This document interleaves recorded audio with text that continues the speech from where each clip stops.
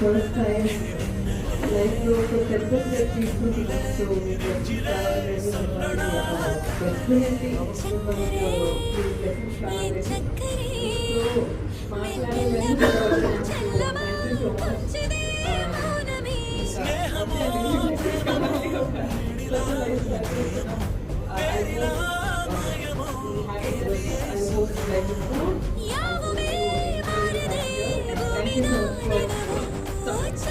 చిన్న fair warning review నాకు కొంచెం ఏదో వైరల్ ఉన్నట్టుంది.